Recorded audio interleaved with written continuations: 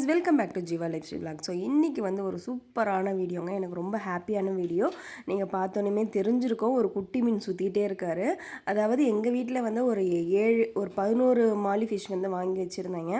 அதில் வந்து பார்த்திங்கன்னா ஒரு ஃபிஷ் மட்டும் ப்ரெக்னெண்ட்டாக இருந்தது. சரி, நம்ம குட்டி போடும், எப்போ தான் குட்டி போடும் சொல்லிட்டு நான் வெயிட் பண்ணிகிட்டே இருந்தேன். அன்ஃபார்ச்சுனேட்டாக பார்த்தீங்கன்னா அன்றைக்கி நான் கடைக்கு போயிட்டு வரேன். அப்போ தான் குட்டி போட்டுதான் என்னன்னு தெரிலங்க. சடனாக வந்து பார்த்திங்கன்னா குட்டியாக மிதந்தது. அதெல்லாம் வந்து மிதக்க கூட முடியல.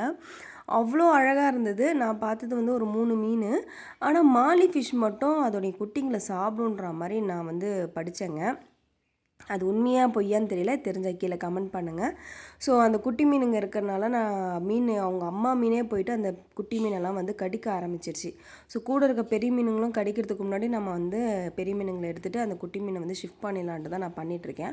நான் அப்படி பண்ணிகிட்ருக்கும் போதே பார்த்திங்கன்னா அவங்க அம்மா மீன் வந்து 2 மீனை வாயில் போட்டுடுச்சு. அதில் ஒரு மீன் வந்து பார்த்திங்கன்னா வயிறை கடிச்சதுனால அது ஒரு மாதிரி இறந்துடுச்சு. அப்புறம் ஒரே ஒரு மீன் மட்டும்தான், இவர் மட்டும்தாங்க ராஜா மாதிரி சுற்றிகிட்டே இருந்தார்.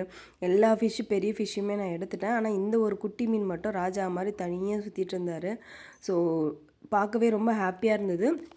இதுக்கு முன்னாடி எங்கள் வீட்டில் வந்து நிறைய வந்து குட்டி போடுங்க. மாலி ஃபிஷ்ஷை பொறுத்த வரைக்கும் ஒரு 20லேருந்து 25, 30, 40 மீன் கூட குட்டி போட்டிருக்குங்க. ஆனால் இந்த டைம் வந்து இதுவே வந்து குட்டி மீனான்னு தெரில. அதோடைய தாய் மீனே வந்து குட்டி மீனான்னு தெரியல. அதனால் வந்து ஒரு 3 ஃபிஷ் தான் போட்டுது. இல்லை அதுங்க நாங்கள் வரத்துக்குள்ளே அதுங்க சாப்பிட்டுடுச்சிங்கனாலும் எனக்கு தெரியல.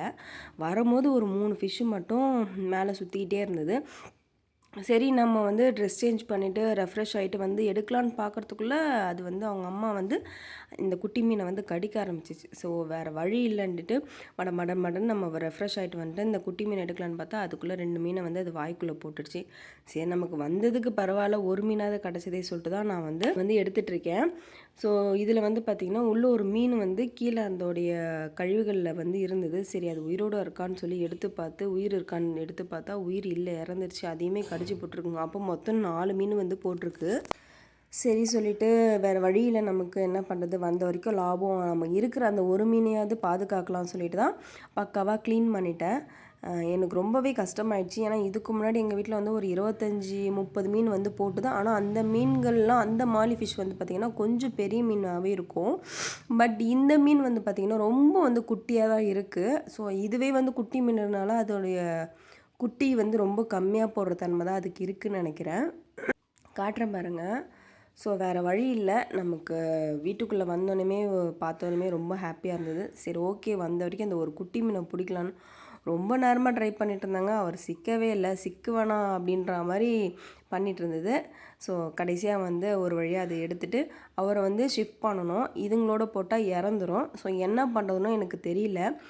சரின்ட்டு ஒரு பாட்டில் வந்து கண்ணாடி பாட்டில் வைக்கலான்னு பார்த்தா கண்ணாடி பாட்டில் வேகமாக எடுத்துகிட்டு வரும்போது அதுவும் உடஞ்சிடுச்சு. ஸோ என்ன தான் பண்ணுறதுன்னு யோசிச்சு அப்புறம் வந்து இந்த ஜெமினாய் கிட்டே வந்து கேட்டப்போ அது வந்து ஒரு பிளாஸ்டிக் கண்டெய்னரில் வந்து போட்டு வைங்க, அதுக்கப்புறம் அதுக்கு ஒரு நெட்டட் மாதிரி இருக்கும், அதை வாங்கி கூட நீங்கள் அந்த ஒரிஜினல் மீனோட அவங்க அம்மாலாம் இருக்காங்க பார்த்தீங்களா, அந்த தொட்டிலேயே நீங்கள் வந்து வச்சுட்டு அதில் வந்து அந்த குட்டி மீனை போட்டுருங்க அப்படின்ற மாதிரி அது சொல்லிச்சு. நமக்கு இப்போ யாருங்க சொல்கிறா, ஜெமினாய் கிட்ட தான் நம்ம எல்லாம் கேட்டுட்ருக்கோம். ஸோ அதுக்கிட்ட கேட்டதுக்கு அப்படி சொல்லிச்சு. சரின்ட்டு நான் வந்து நைட்டு இதை ஷிஃப்ட் பண்ணதுனால என்னால் வந்து அப்போ போய் எதுவுமே வாங்க முடியல.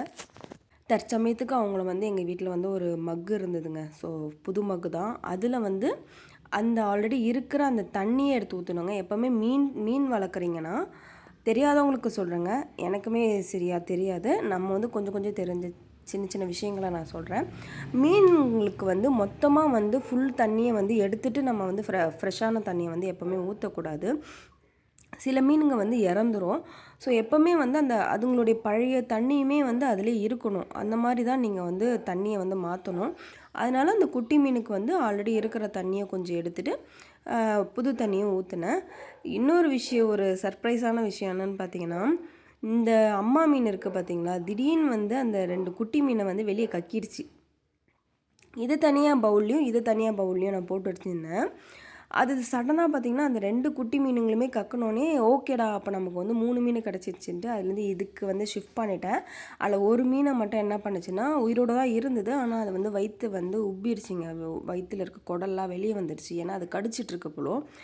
அந்த ஒரு மீன் மட்டும் இறந்துச்சு, மற்றபடி 2 மீன் பொழைச்சிது. ஓகே, நம்ம வந்து என்னால் முயன்ற முயற்சியை பண்ணுவோம், அந்த 2 மீனை எப்படின்னா நம்ம காப்பாற்றுவோம் அப்படி சொல்லிட்டு தான் நான் பண்ணிகிட்ருக்கேன். ஸோ ஆல்ரெடி நான் சொன்னலைங்க, அந்த பழைய தண்ணியை எடுக்கணுன்ட்டு அந்த குட்டி மீன்களுக்காக அந்த ஜக்கில் வந்து பழைய தண்ணியை வந்து எடுத்து வச்சுருக்கேன். மீதி வந்து இந்த மாதிரி மீன் தொட்டி க்ளீன் பண்ணுறதுக்கு நீங்கள் வந்து முன்னெல்லாம் நம்ம தூக்கிட்டு போய் ஊற்றுவோம், அந்த மாதிரிலாம் வேணாங்க. இந்த மாதிரி ஒரு டியூப் போட்டு பம்ப் பண்ணாலே நமக்கு அந்த தண்ணியை வந்து எடுத்துடலாம். கீழே இருக்க அந்த அழுக்குகளை மட்டும் அது நீங்கள் அந்த இடத்துல பர்டிகுலரான இடத்துல நீங்கள் வைக்கும் போது உங்களுக்கு வந்து அந்த அழுக்கெல்லாம் வந்து தனியாக வந்துடும். அந்த தண்ணியை நீங்கள் என்ன பண்ணுங்கன்னா கீழே ஊற்றாதீங்க. செடிகளாக வளர்த்துட்ருக்கீங்க, மரம்லாம் வளர்க்குறீங்கன்னா அதுக்கு ஊற்றுங்க, செம்ம சத்துங்க, சூப்பராக வளருங்க. ஸோ அதனால் வந்து அந்த தண்ணியை வீண் பண்ணிடாதீங்க. ஸோ இவங்க 2 பேரும் வந்து பக்காவாக வந்து கொஞ்சம் புது தண்ணி போட்டு பழைய தண்ணியில் போட்டு ஷிஃப்ட் பண்ணிட்டேன் பாருங்கள். அதெல்லாம் மிதக்க கூட முடியல, வால் கூட ஆட மாட்டேது பாருங்கள். ஸோ வந்து பார்க்கவே ரொம்ப ஹாப்பியாக இருந்தது. சரி, இந்த 2 மீனை நம்ம எப்படின்னா வளர்க்கணுன்றது மட்டும்தான் என்னோடய எய்மாக இருந்தது.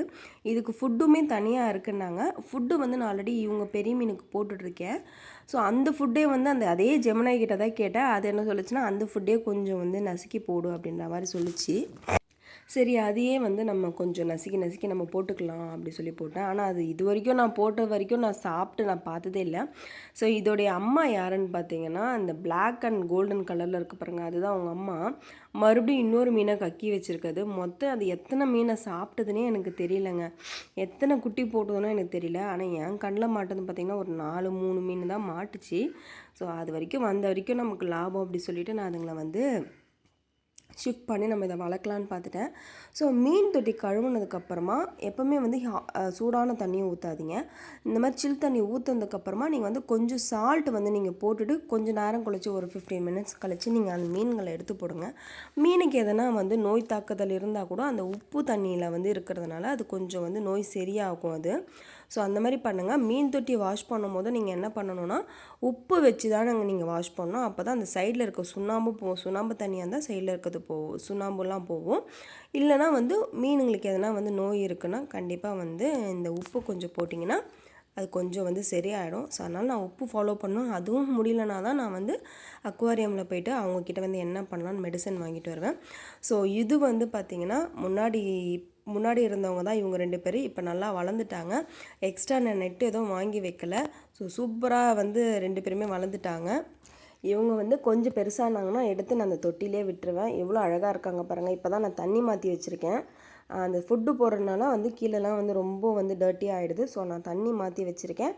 கொஞ்சம் வளர்ந்துருக்காங்க, உங்களுக்கு பார்க்கும்போது டிஃப்ரெண்ட் தெரியும். நான் எக்ஸ்ட்ரா வந்து குட்டி மீனுக்கான ஃபுட்டோ இல்லைனா தனியாக நெட்டோ அந்த மாதிரி வைக்கலாங்க. நான் வச்சுருக்க பாட்லேயே தான் வச்சுருக்கேன். ஸோ நல்லாவே வந்துட்டுருக்காங்க. ஸோ சீக்கிரமாக வந்து அவங்க பெருசாகிட்டாங்கன்னா அவங்கள வந்து தூக்கி இந்த தொட்டியில் விட்டுருவேன். இந்த வீடியோ உங்களுக்கு யூஸ்ஃபுல்லாக இருந்ததுன்னா நம்ம சேனலை மறக்காமல் சப்ஸ்கிரைப் பண்ணிக்கோங்க. இந்த வீடியோ பிடிச்சிருந்தா இந்த வீடியோக்கு ஒரு லைக் போடுங்க. தேங்க்யூ.